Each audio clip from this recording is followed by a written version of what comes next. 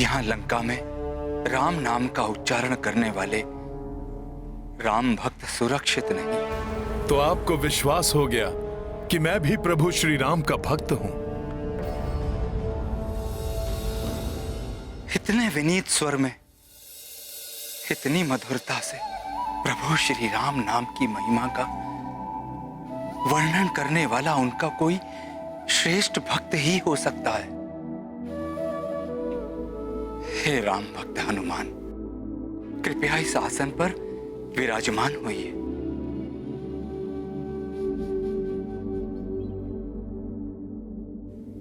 मुझे क्षमा करें, मैं एक बहुत ही महत्वपूर्ण कार्य के लिए यहाँ आया हूं। मैं लंकेश रावण का अनुज भ्राता विभीषण।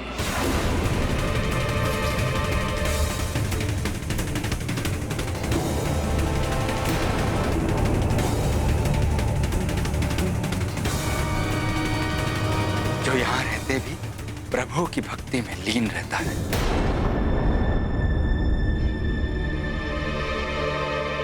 आप अवश्य विचार कर रहे होंगे कि राक्षस होते हुए भी मेरे हृदय में प्रभु श्री राम की भक्ति की ज्योति कैसे प्रज्वलित हो रही है। आप अचंभित ना हो राम भक्त बंधु। मैंने प्रभु ब्रह्मा जी से तपस्या कर भक्ति का वरदान ही मांगा था। परम पितामह, मुझे भक्ति और श्रद्धा का ही वरदान दीजिए। और मुझे ज्ञात है कि प्रभु श्री नारायण प्रभु श्री राम के रूप में ही इस पृथ्वी पर अवतरित हुए हैं। इसीलिए मैं उन्हीं का नाम जपता रहता हूं। परंतु इन कुटिल राक्षसों के बीच एक राम भक्त कैसे रह सकता है? उचित प्रश्न बंधु।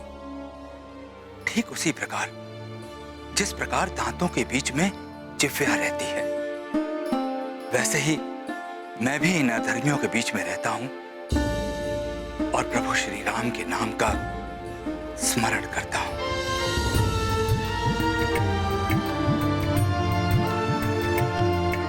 हे भक्त श्रेष्ठ, अब आप मुझे अपने बारे में विस्तार से बताने की कृपा करें। मैं भक्त श्रेष्ठ नहीं, मात्र एक क्षुद्र भक्त हूं भगवान श्री राम का।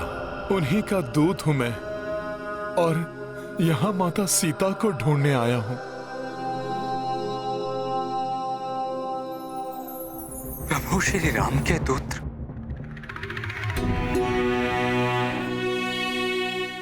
आप धन्य हैं जो आपको प्रभु श्री राम के दूत बनने का परम सौभाग्य प्राप्त हुआ। और मेरा दुर्भाग्य देखिए, इस राक्षस कुल में जन्म लेने के कारण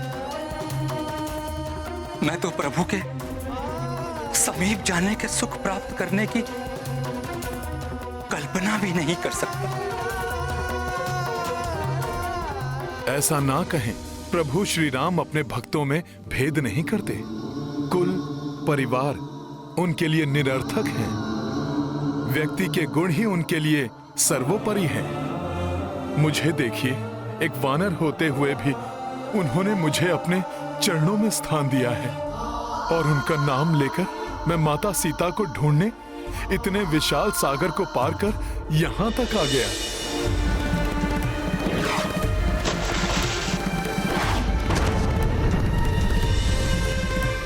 विभीषण जी, प्रभु माता सीता की विरह वेदना से त्रस्त हैं और माता सीता भी यहाँ अत्यंत पीड़ा में होंगी। इसलिए मेरा उनको ढूंढना अति आवश्यक है विभीषण जी।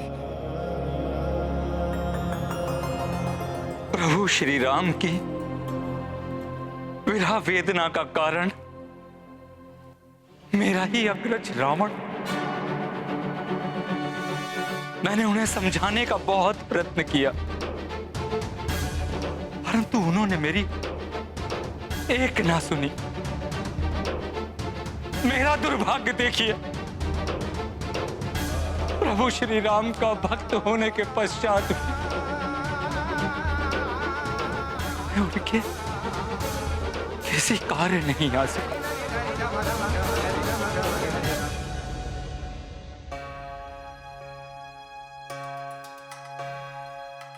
आप उदास मत होइए।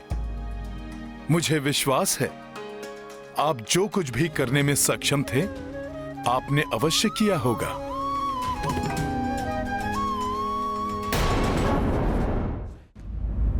परंतु दंभी रावण की कुबुद्धि ने उसे कुछ भी समझने में असमर्थ कर दिया है।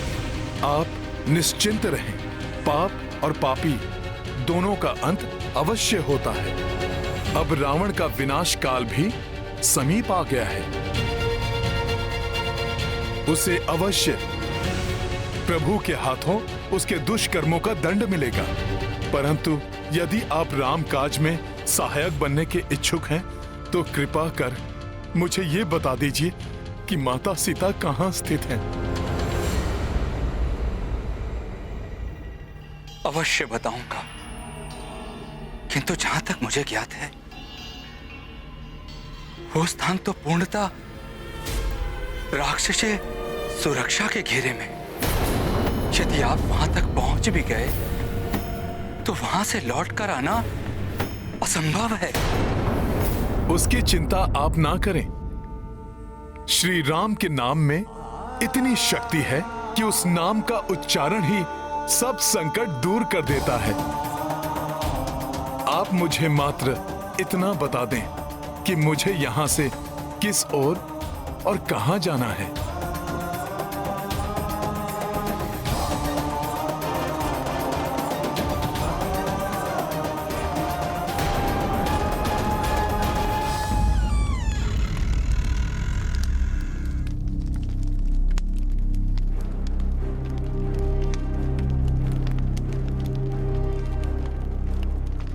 आप इस दिशा की ओर जाइए। कुछ दूरी पर सभी प्रकार के वृक्षों से परिपूर्ण एक वाटिका आएगी। वो अशोक वाटिका है। वहीं पर माता सीता उपस्थित है।